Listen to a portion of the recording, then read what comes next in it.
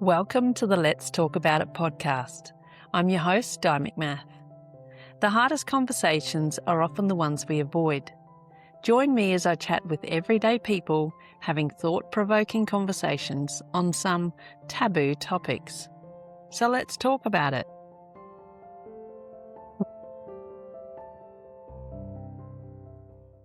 What does it take to dedicate more than 45 years of your life to helping others?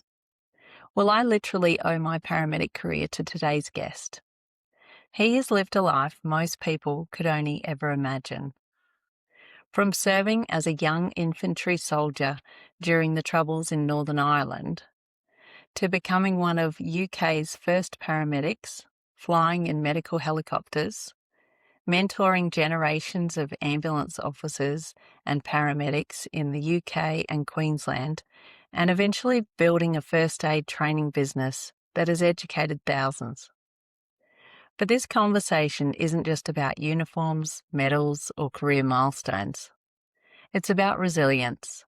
It's about the moments that shape us, the jobs that stay with us long after the sirens stop, the patients we never forget, the colleagues we learn from, and the unimaginable grief of losing a child. Nigel Stamp has spent a lifetime caring for others, often carrying burdens few people ever see. Yet through it all, he has maintained a wicked sense of humour, an unwavering commitment to service, and a deep appreciation for family, friendship, and life's simple moments. In this episode, Nigel shares stories from the battlefield, the back of an ambulance, the classroom, and his own heart. As a disclaimer, some of the content in this chat may be triggering for some. Therefore, discretion is required, and it's recommended for listeners over 18 years of age. So join me for a remarkable conversation with my friend, who's a paramedic, mentor, a former soldier, a husband, father, grandfather, and a local hero, Nigel Stamp, or Stampy as most of us call him. Nigel Stamp. Die. Get your beer. Get your beer. Wow. God, how long have we known each other? My God. I started... 2001? Yeah, maybe, because I started in the ambulance. No, 2000 I started, so it was earlier than that. It would have been... 99? It would have been 98? 99 when I got that frantic phone call of you saying, I need help with my resume. I remember that. Well, we was living over the farm. Selection criteria. Yeah, and that was the start of it. We sat there, and I'm sure Rick thought we was having an affair. But Leslie was next door to us. So I'm like, yeah, we need to put this in. Okay, what's all these big words for today? Key words, Di. We just need to put all these in. Well, we did all right. We got there. Well, yes, I got in. Yeah. 2000, and then that was a long time ago. Cool. So anyway, and then finally got on the paramedic program, and then got on to the paramedic program, and then I got more phone calls. Well, so I can honestly say I owe my whole career to you. Thank you so much. There's a lot of people out there probably saying the same, Di. Yeah. So rewind back to, I want to know what got you into being an amber. Yeah. My God. I started my career after school as a screen printer, doing screen printing and litho, which was letraset, printing books and whatever. And circuit boards for TVs and whatever. Yeah. And then they went bust. I was done about probably 2 years in my apprenticeship, and they went bust. And then I didn't know what to do. So The old man said, I know what to do. So he traced me to Coventry and took me to the recruiting office, the army recruiting office. I was 17 and a half. Yeah. And next thing I know, I'm on a train to Sutton Goldfield in the army. Oh, for how long?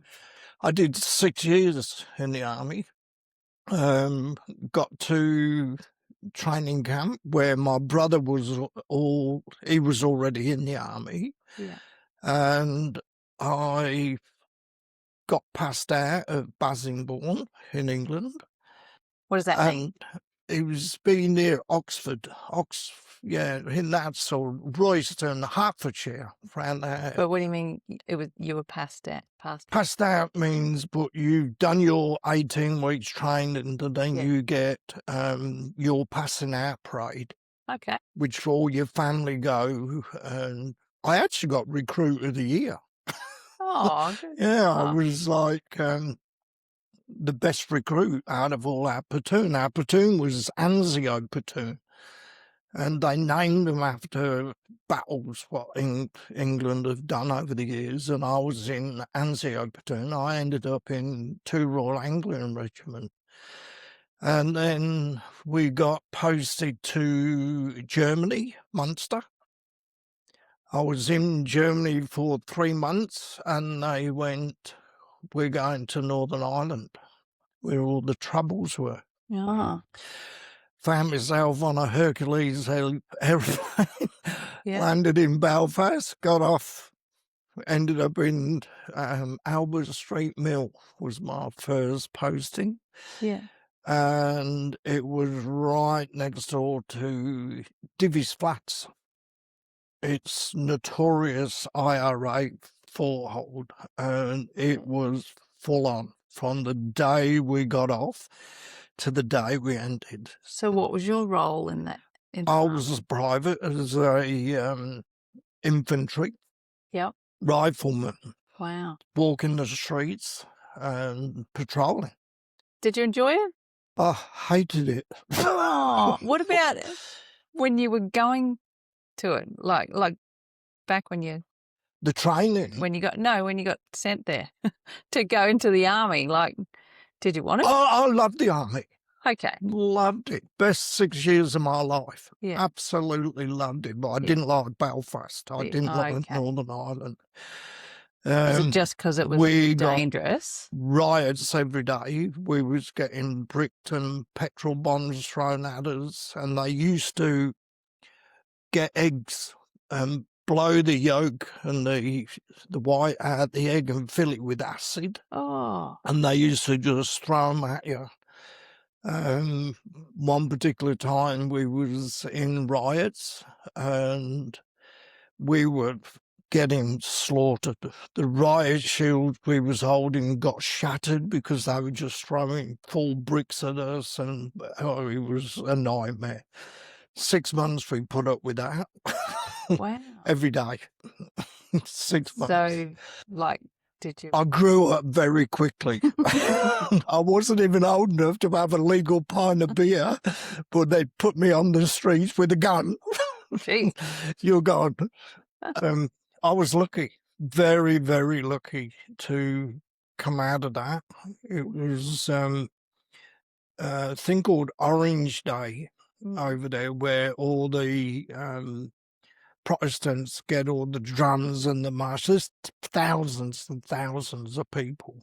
And at the end, the IRA started shooting at them, throwing petrol bombs and bottles, and then we have to get in to separate them. Nigel has requested that I show you this video from Alley Cat's TV that gives a real indication of what it was like for him and his army mates during their time in Belfast.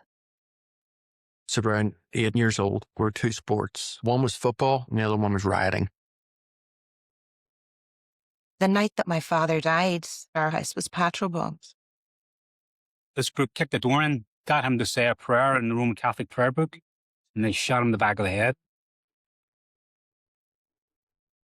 Life was about survival. It was amazing the amount of young kids, you know, that were getting hurt, that were getting hit by plastic bullets. My childhood was very much, it was a world of fear.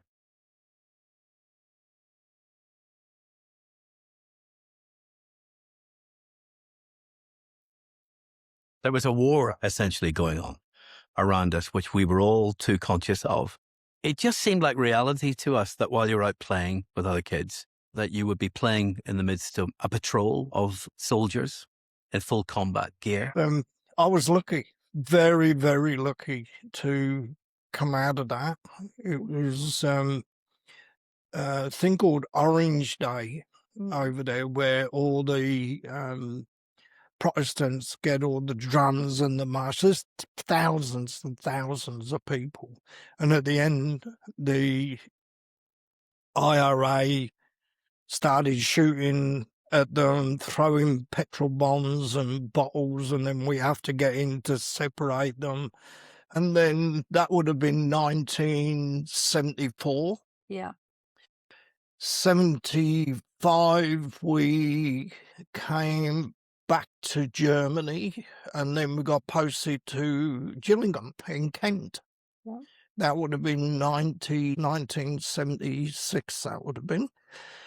And then I was transferred to the drums platoon. So I was a drummer bugler. Okay. Played all the tattoos, and in 1976 I had the honour of being the lone bugler, the Edinburgh Tattoo. Oh, wow. And I was Queen's Yeah. drummer for 2 years. Queen's Wow. drummer, yeah. Played in the Edinburgh Tattoo, and That's yeah. awesome. What an achievement. And What a now, life you've led.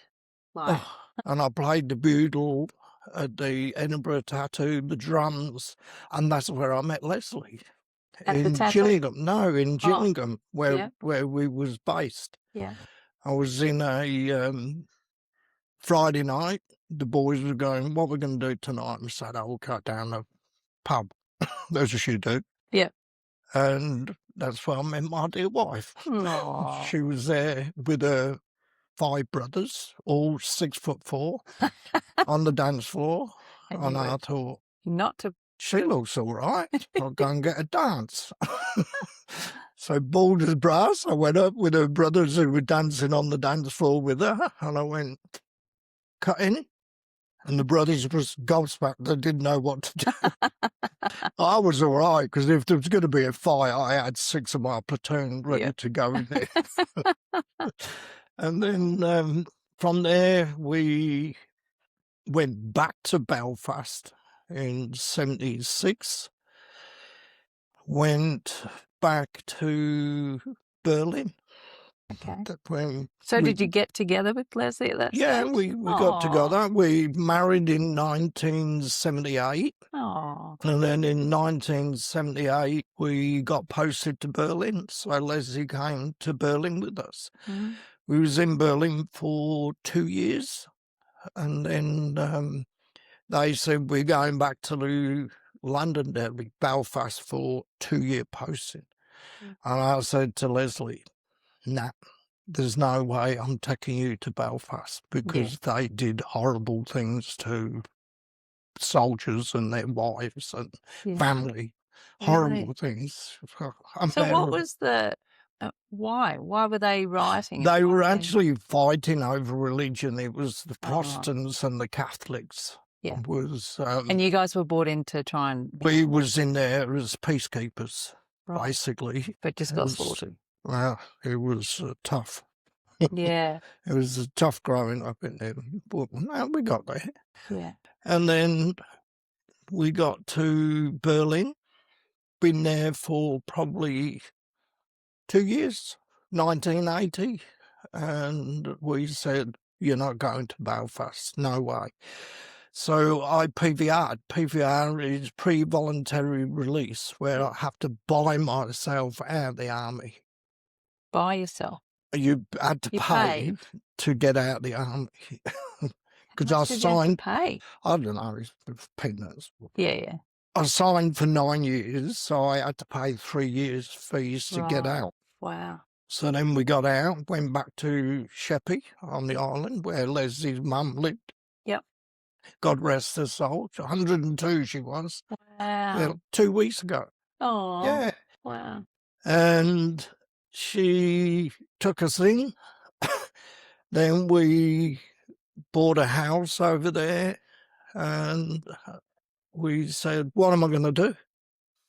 So I applied for the fire, ambulance, police, security, dockyard security, did all the interviews and got the jobs. And I said to Les, first letter comes through that door is So you my were going to career. choose it. And it So you didn't have a favourite? I had no favourites. Wow. It was just out the blue. And you were how old at that stage?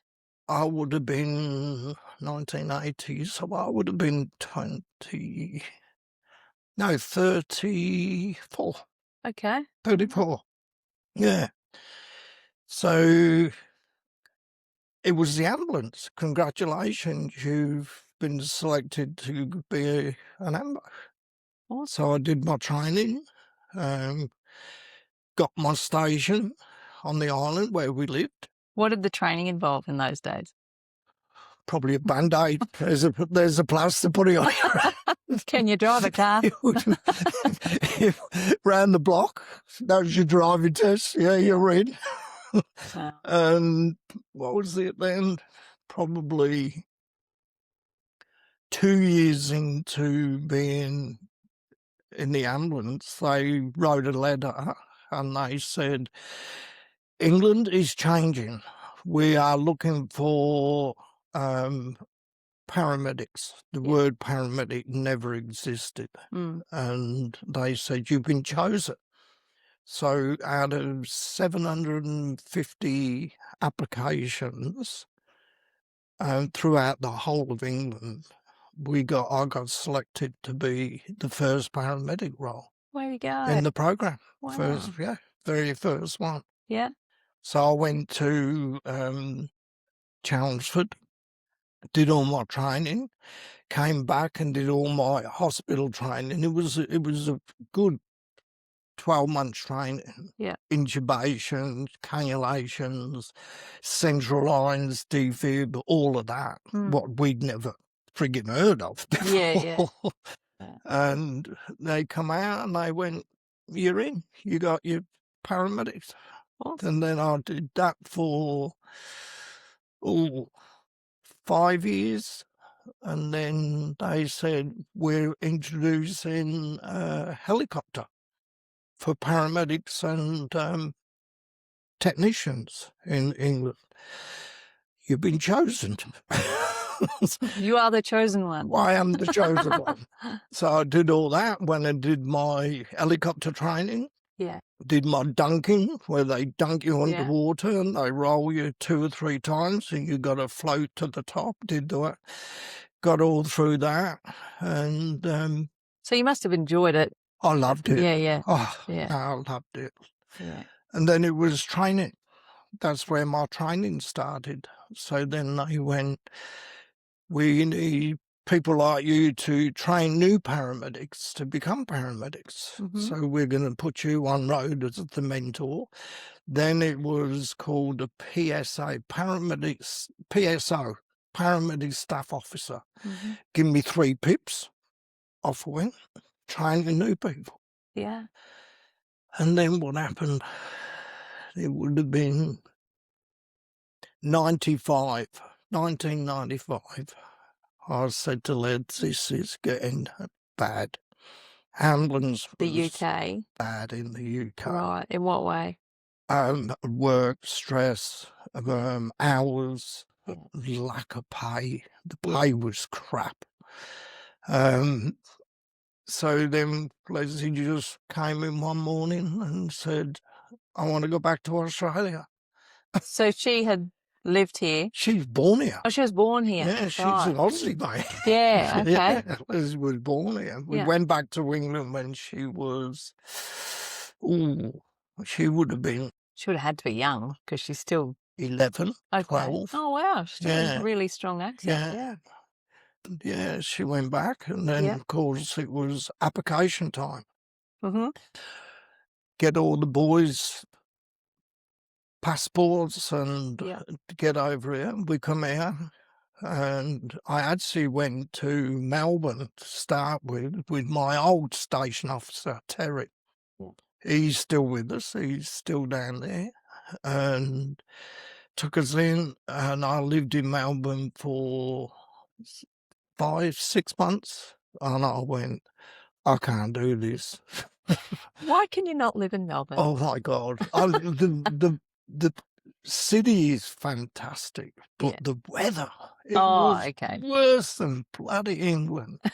And all these trams, the very first day we landed, we had to go into Melbourne City, and Terry had 2 cars. He said, follow me, we'll be right. Yeah. I didn't know about trams and hook turns and all this shit. And I've got the tram dinging his bell, and I'm doing all these not illegal. I didn't know enough for now. Melbourne's not for me. you. Not for me. Yeah. So up here, Yeah. came up here in, it would have been 96. Uh-huh.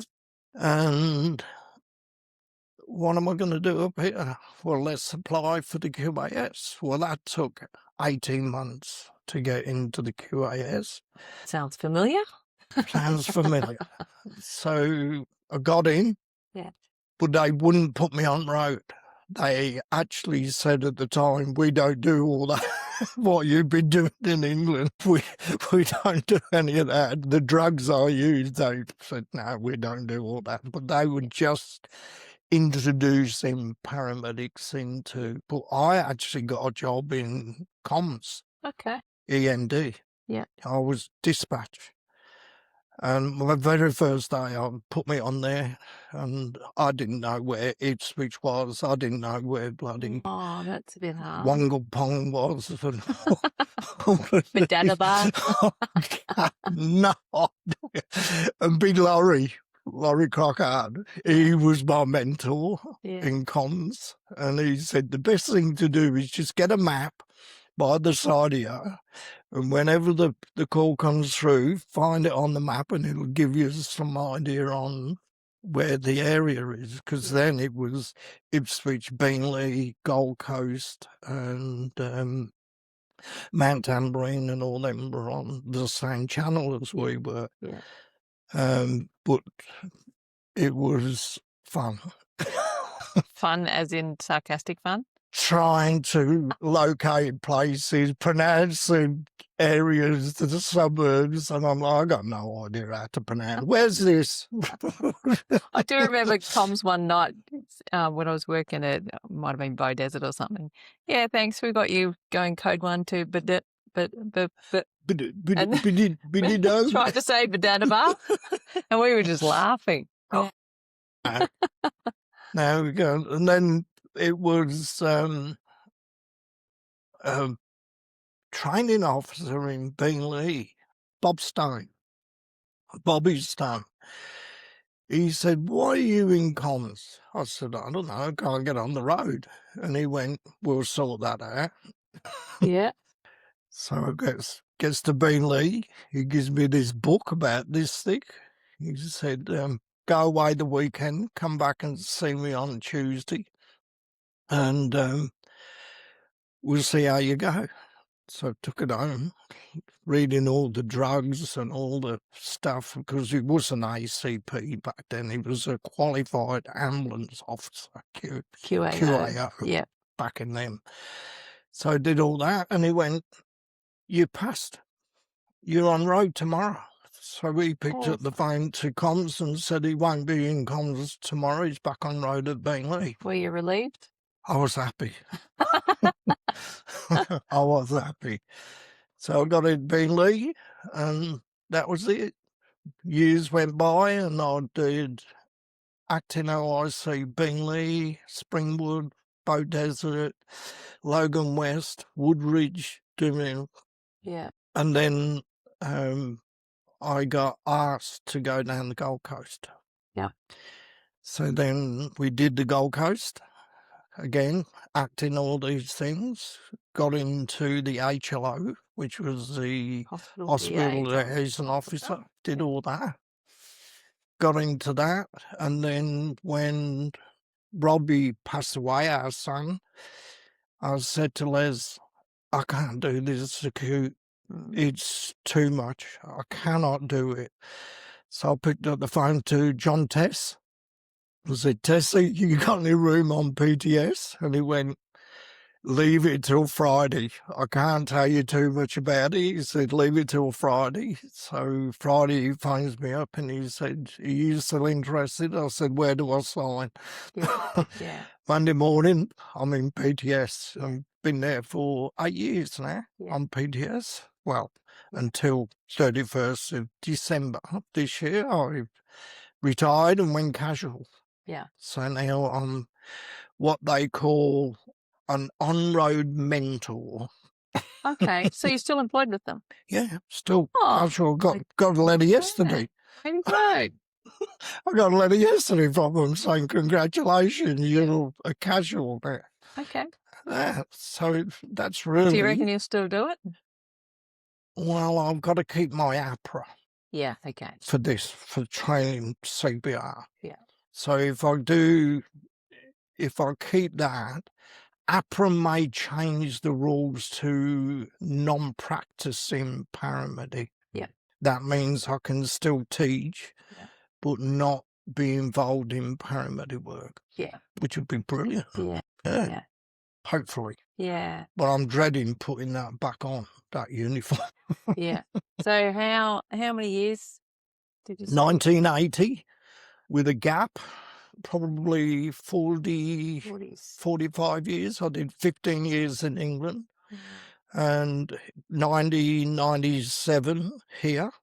Yeah. So what's that? 45 years. Jeez. Yeah. Wow. 45 years. No wonder I got nowhere. So what were the highlights?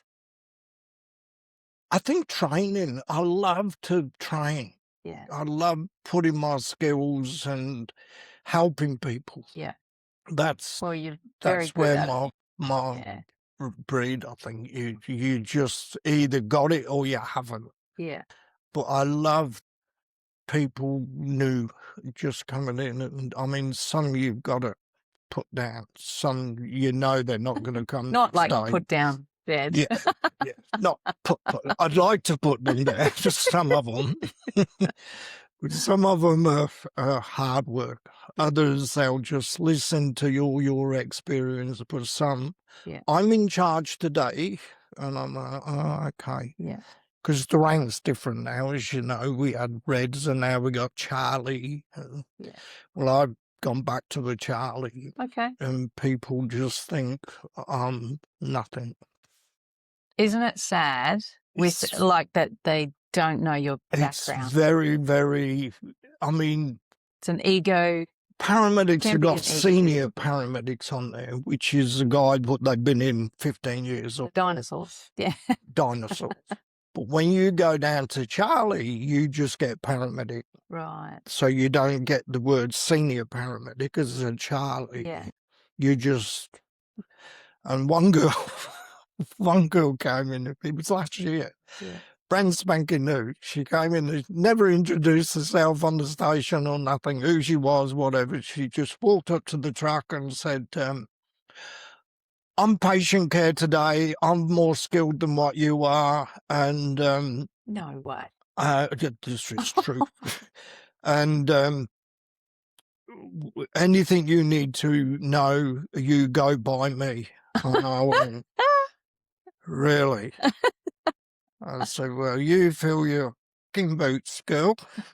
I'll drive you, be your Uber driver all day. You want to sit in the back, you go and sit in the back, mate. Do what you need to do. And I'm sitting there. I would have loved to be a fly on the wall. Oh, my God. And I've gone back to the office and the OIC's sitting in there and I'm going, I need to have a chat. And she went, what's that? And I'm going, well, this girl. oh, what's she done? I thought, oh, you know this girl, do you? Well, let me tell you what happened this morning. Oh, really? How did you handle that, Stampy? So I said, well, it was a bit of a challenge because normally I'd have just gone, you should fucking thing, kick these open and you listen to me. Yeah. Yeah. Yeah. But no, I think that's the way the ambulance is going there, unfortunately. Like They don't sort of look at status experience and and yeah. how long you've been in, you're Yeah. just old. Yeah. Which, when you think about it, and having been in there myself for 15 years, like you cannot go past someone who's had that years of experience, No, there's Yeah. not many left. like that street cred, Yeah, there's not many 4 numbers, we call us. Yeah. 4 numbers paramedics, and now they've got about 8 numbers for their payroll. Yeah. The way I see it is, you can teach anybody anything, Of course you can. but to actually know how to speak to people, to treat people. Communication is a Communication. massive, big, and confidence. Communication and confidence Yeah. is a massive thing in paramedic world. Yeah. And unfortunately, paramedics don't last. They're burned out after 5 years. Why do you think that is? I think one is it's a stepping stone Okay. into either nursing or doctors. Okay. But they can do the double degree now. They can do the double degree, and I think this is where the long term is breaking down. Yeah. I Or think do you think that they come in with rose-coloured glasses and think it's going to be a lot more? I glory honestly and think stuff? they watch too much telly. Yeah.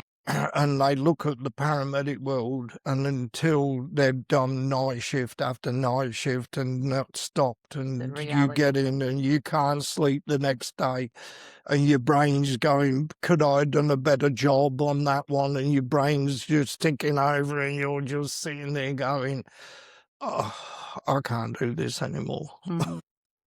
So did you yourself have times where you struggled?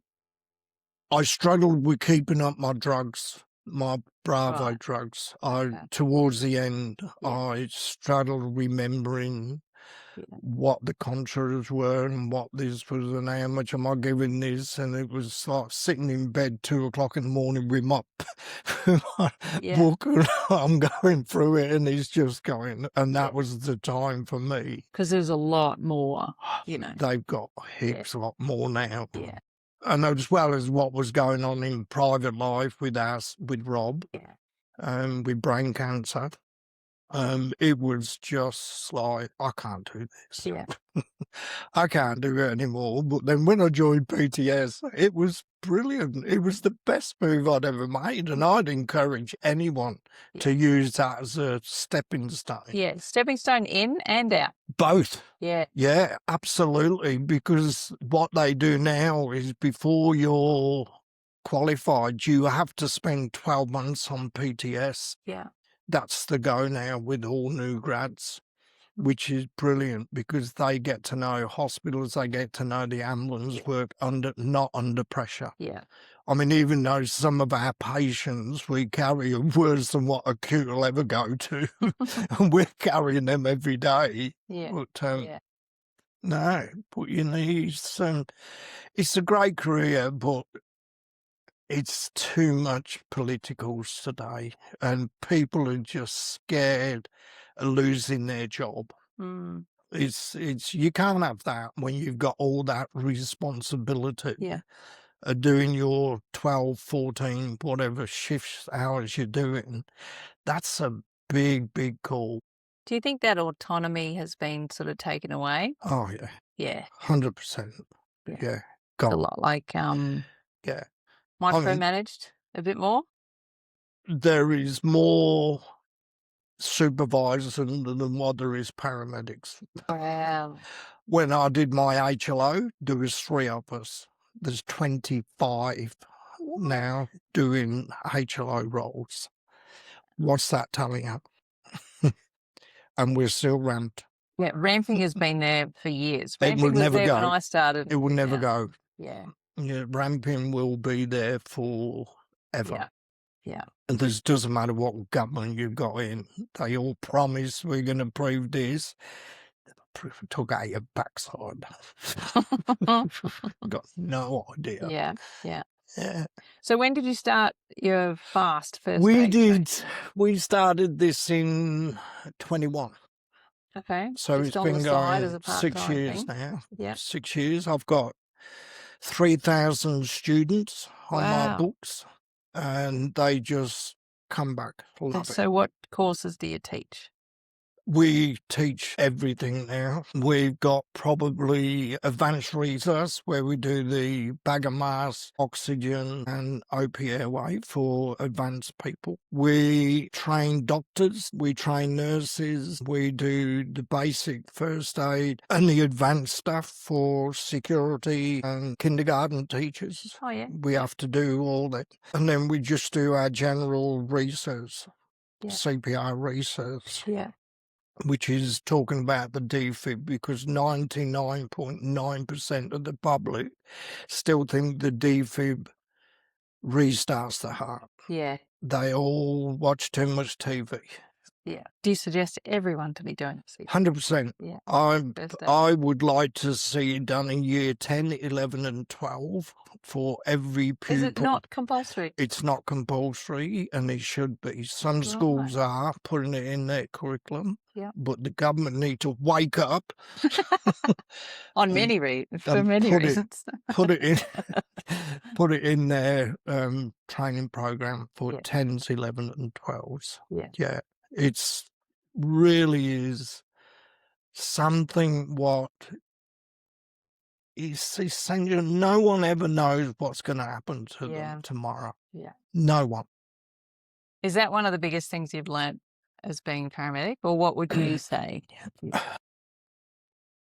As training or to be Oh, just in general. in paramedic world. Yeah. Oh, What's like for example, what I have learnt after being a paramedic is life can be gone in the split second. I think unless you've experienced a death in your family or a death with someone very close to you, it really, it brings out what you can do something rather than nothing. Yeah.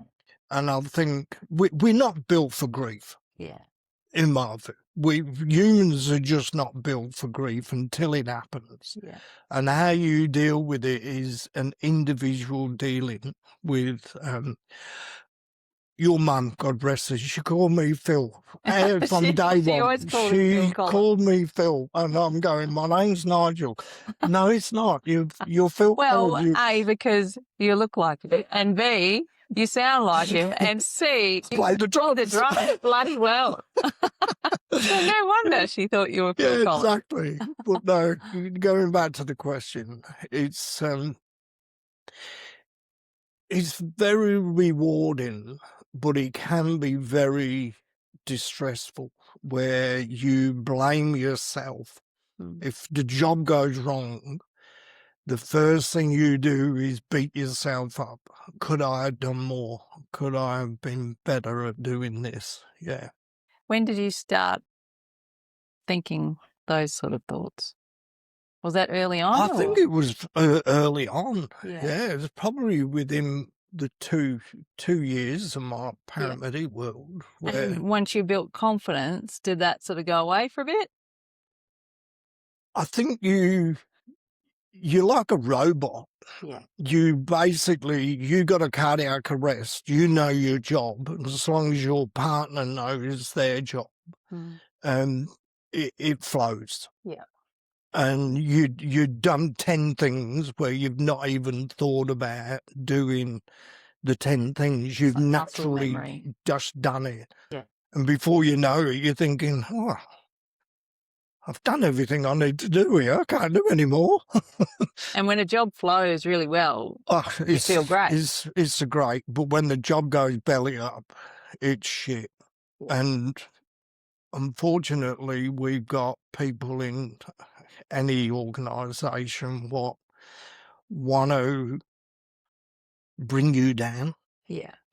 It's just a natural thing where they want to blame you. Could have done this. Why didn't you do that? Why didn't you put this on first? Why have you wrote this? And you don't need that shit when you've had a No. nasty job. Yeah. Yeah. Yeah. Yeah, Like I it's remember stressful. one job in the Rang.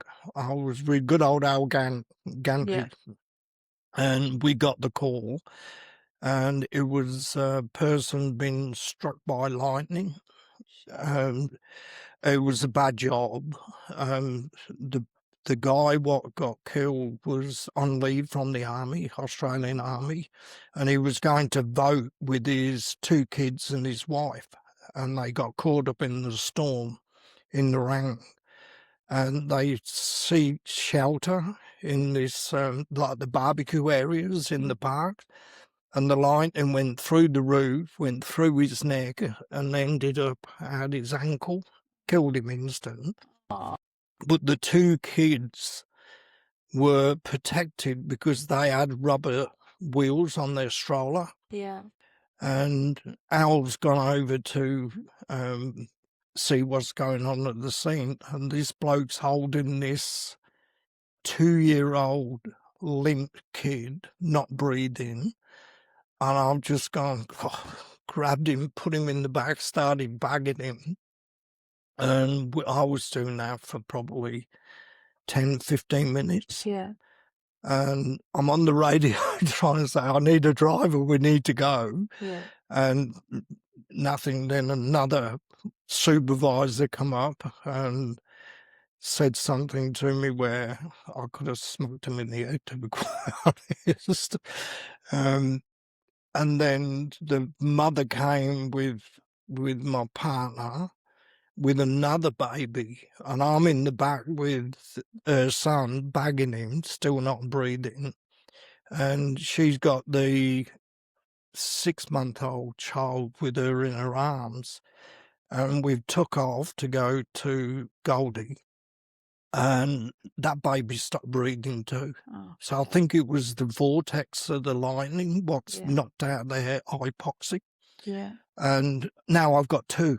Bagging this one, top and tail in this one.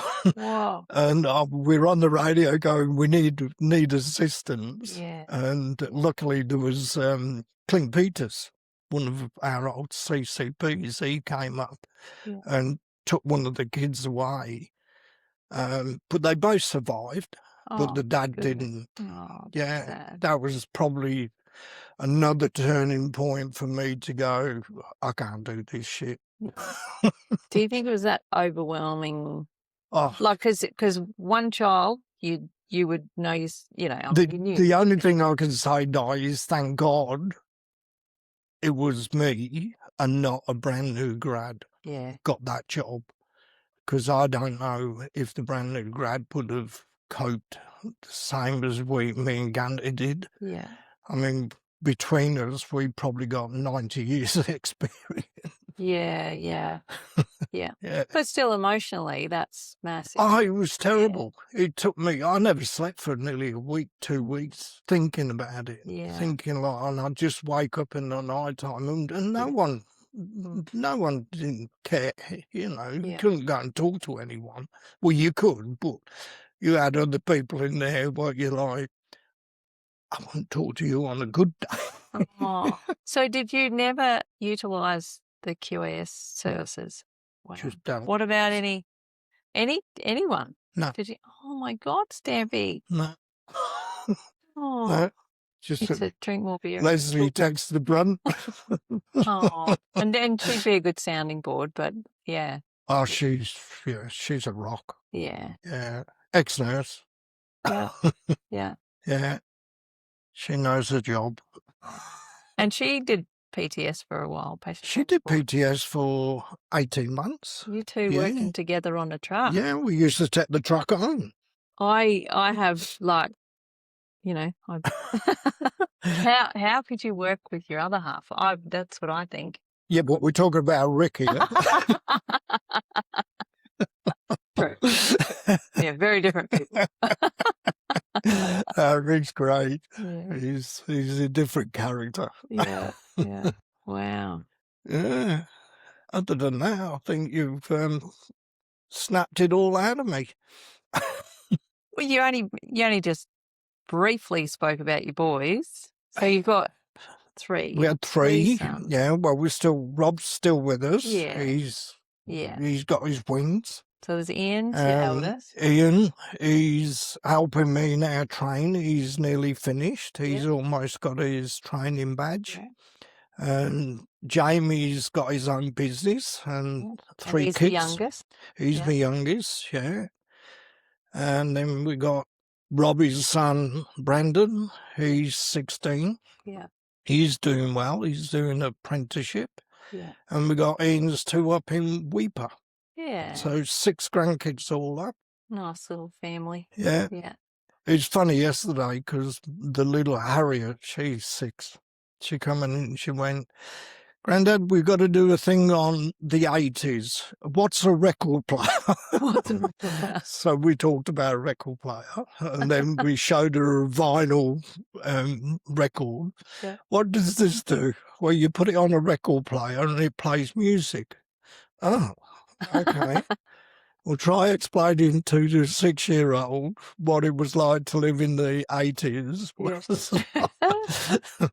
So then we had to dress her up with a wig and sing and say, this is how we used to go, flared bottoms. And all. Teased hair. Oh, God, The yeah. fluoro. Big Yeah. fluoros, yeah.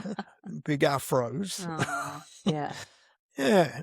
But So, no, they didn't mind. so your boys were born in the UK. In the UK, Yeah, all and- born in Kent, Yeah. yeah. And Leslie's a Killarney girl. I was born in the Midlands, Yeah. Coventry. Yeah. And so you've got some family over here. Leslie's brother, Yeah. yeah. Yeah. Got, But still got family back in the UK. I got 6 sisters and 1 brother Whoa. in England, yeah. Gee. Big family. And Leslie's got 6 brothers. So where are you in the pecking order? I Your was family? 3rd, Okay. number 3. Yeah. Yeah. And then I got my other sister who was born after me. She was born at home. Yeah. She was what's called a blue baby. Didn't have enough oxygen. Right. And she ended up with permanent brain damage. Oh. So she lived until she was 62.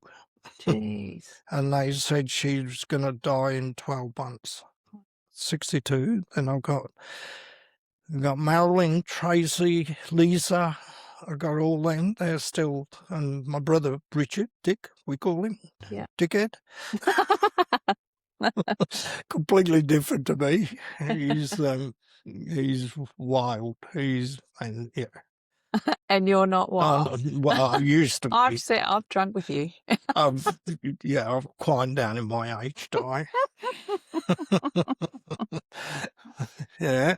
Yeah. Other than that, no. Yeah. Just, So what would be the highlight of your career? Don't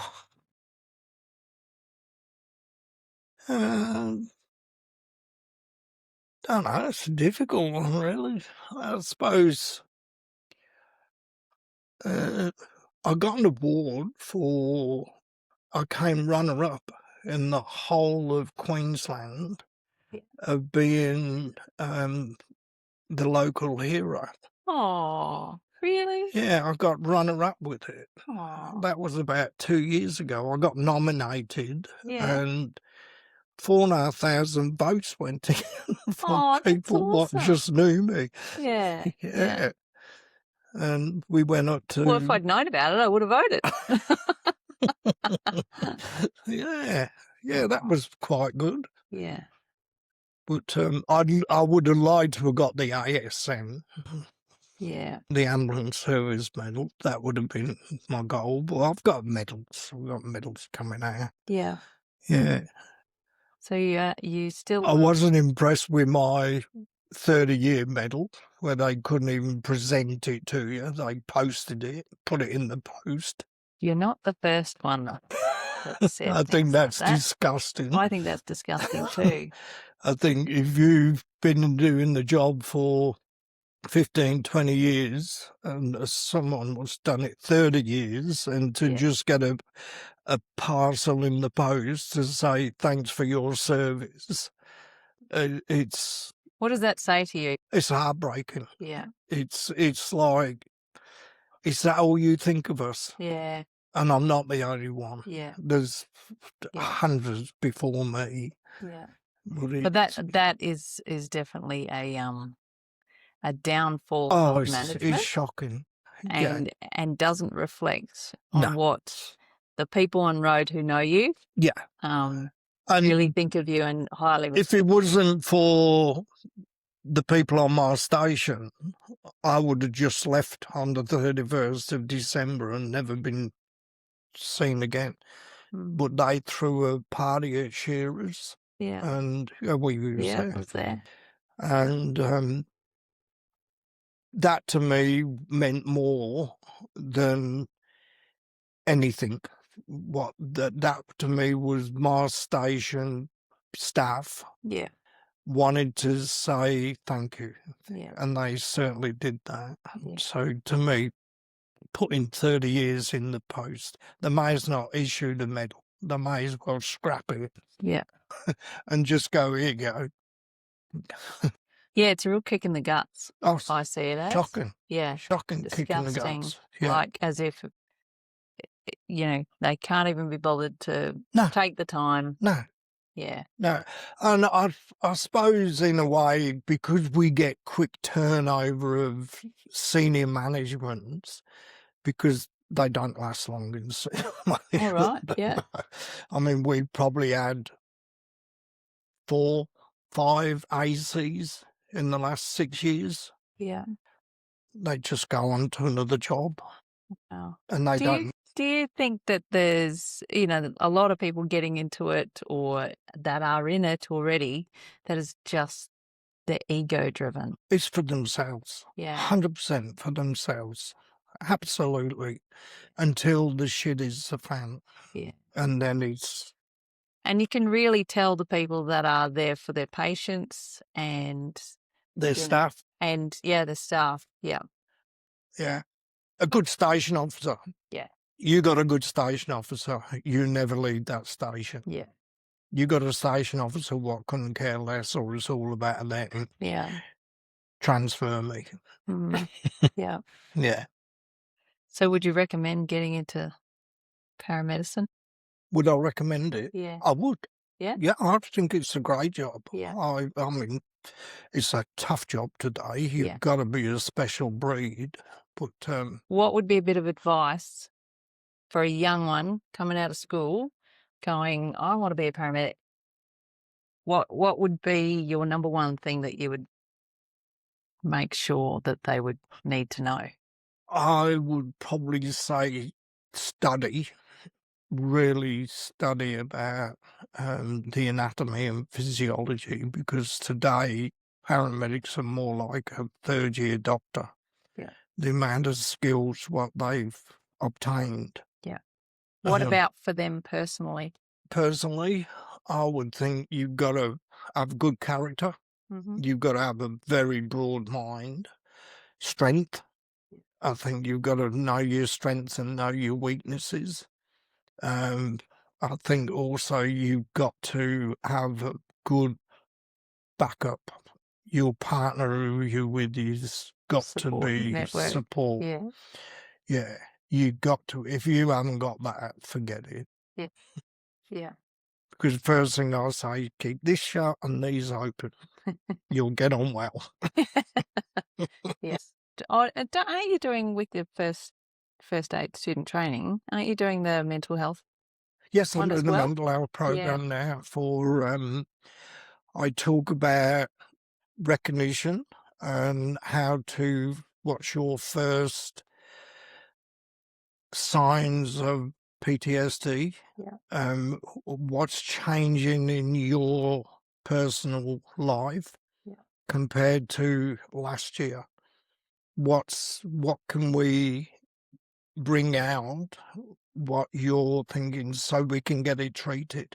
Because a lot of people go through PTS don't even know they've got it, Yeah. and they struggle. Yeah. I didn't know I had it until we lost Rob. Yeah. That's when mine started to think, my God, this is awful. Do you want to touch on that, or we don't have to? Brain cancer. Well, the whole thing. Yeah. Oh, with Rob, Yeah. I think he's in a better place, Yeah. to be quite honest with you. Yeah. I mean, at the start, it was a shock. So how did he? Because I know the story, but how did? Robbie Yeah. was a fit young lad. Yeah. Very, very fit. Muay Thai champion. Absolute top of the tree in Muay Thai. And he got a call about 7, 8 years ago, he would have been, from the Muay Thai Boxing Association Australia. We've had a dropout. Do you want to come and represent Australia in Adelaide? Wow. For a world title? And Rob being Rob, you know, Rob, fucking shit, yeah, I'll be gone. I'll get there. Yeah. So we went flew down to Adelaide, and on the Thursday, it's the only state then what did MRIs and brain scans on every fighter. Right. And that's where they found the cancer. He had no symptoms. He had no blackouts, no headaches, nothing. Absolute nothing. But this cancer was the size of a golf ball. Wow. On his front lobe. Yeah. So he rings us up and he said, I got brain cancer. I said, you're down there fighting. What the fuck? And they detected brain cancer. Wow. What? Get back. Don't tell anyone. Just get back on the flight. So then I've gone to the Gold Coast Union, rattled all my contacts in Goldo, and give them the MRI results, and they've just gone, get him in here. Yeah. This was Monday. Tuesday, he went under surgery, 175 staples in his head. Wow. Took it, cleared it. Okay. All gone. Yeah. And they've gone amazing. So, gone back for his monthly checkups, and they've gone, yeah, from being told he's got 6 months to live, he fought it for 6 years. Yeah. And then he come back a different spot with aggression. Yeah. That was what killed it. Yeah. Yeah. And he was how old? 41. So fit. But Yeah. yeah. No, I can talk about it now. Yeah. 2 years ago, I couldn't. Yeah. But you just think, you just look at how life can be so short. Yeah. And it doesn't matter. He was as fit as a fiddle. Yeah. Absolutely fit up there, top ass. Yeah. Smelled like a bloody chimney and drank like a fish. But he was Rob. Yeah. Yeah. Yeah. He's a good bloke. But he was a good bloke. Yeah. Yeah. But Yeah. no, he's in a better place. Much better place. Shit, yeah. Yeah. Mm. So, and how does that change you as a family? Oh God, it was. We were close. We've always been close. Yeah. But after Rob's passing, we got more. I think, why are you worrying about that shit? Yeah. Yeah. What? We have people come here and they just whinge, and you're like, oh my God, shut the fuck up. Yeah. It's What? not important. Yeah. Is that all you got to worry about? Yeah. We do. We often sit there and we go, oh my God, Yeah. is that it? What would they do if something seriously happened in their life? They'd be lost. But we are definitely stronger. We're talk to each other a lot more Yeah. than what we did. Yeah, no, I just think, but it has definitely made the families stronger. Yeah. And feeling like when you got someone else what's got cancer and they're friends, and you look at it and think, you know what? We've been through this, Yeah. and it doesn't matter how much you've been through it, it's still fucking Oh, yeah. Yeah. terrible. Yeah. It's like striking you with a fucking knife, it is. But no, Yeah. other than that, but to me, I do believe there is another place out there, definitely. Yeah. And I swear that little fucker does things in around here. What's he doing? You'll just, Does he put your dummies some will in move. different? Yeah, some will go. Does he put the dummies in provocative? And some will be moved. Or we've had so many strange animals since Rob's gone come to the place. Yeah. Yeah, we had an owl sat on the Oh. last night. We had an owl sat on there, Yeah. and Does that give you comfort? oh yeah, Yeah. 100%. Yeah. We know he's there. Literally, when I was driving here this afternoon, there was a small little rainbow in the clouds. Yeah, Yeah. you know that's Mum. You know that's. Yeah. She's saying, "Say good day to Phil." 100%. Yeah. Yeah. No, that's good that it gives you comfort. Oh, you've got no choice, don't you? Yeah. I mean, you can sit there moping. It's not going to bring him back. Yeah. You just got to get, Yeah. do it. Yeah.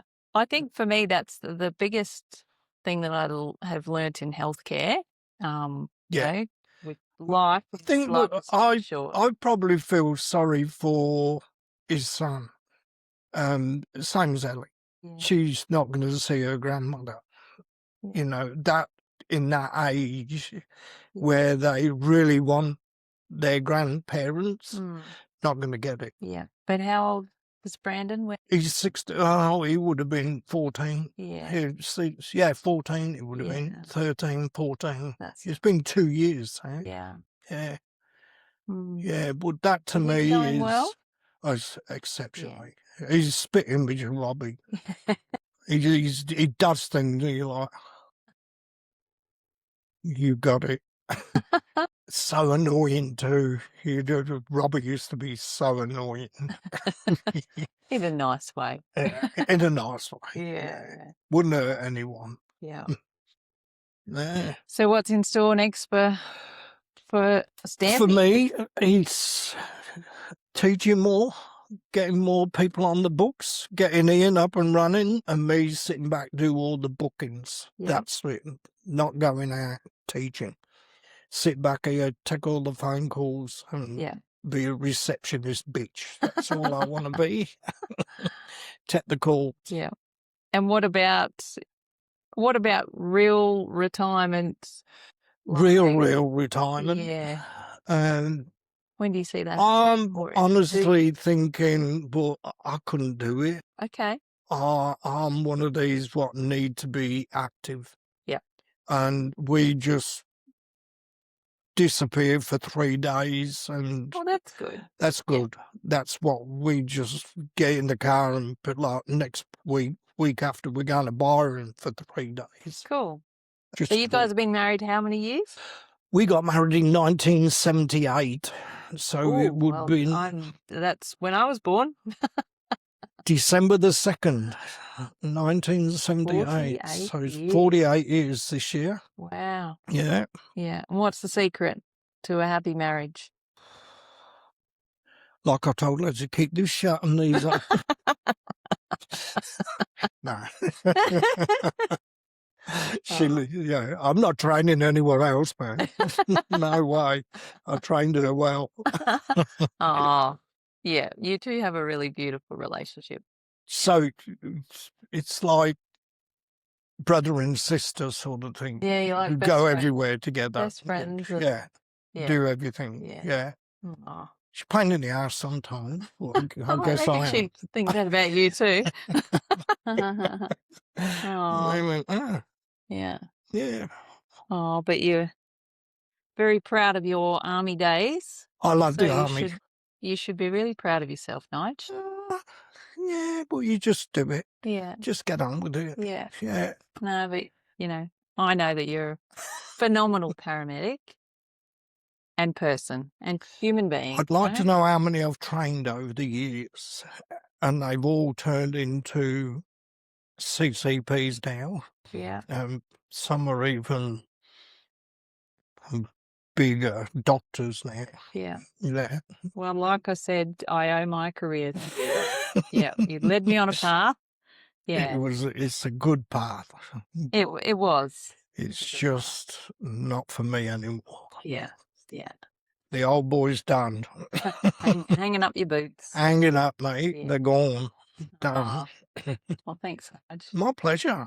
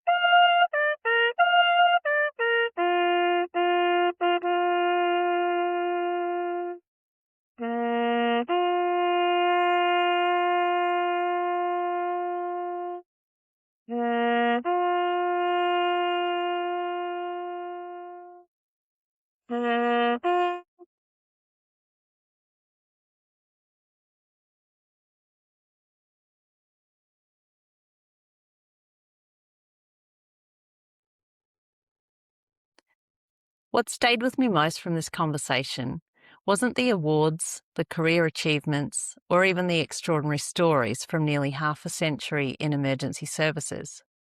It was Nigel's perspective.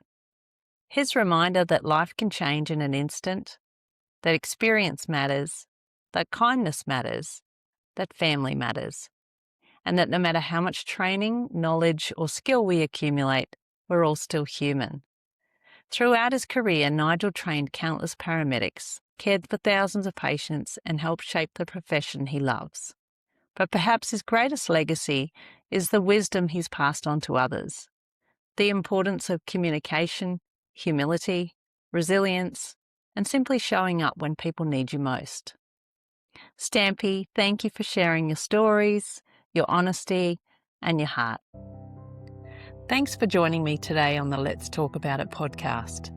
If any of today's topics have brought up any concerns for you, please don't hesitate to reach out. In Australia, you can call Lifeline on 13 11 14, 24 hours a day.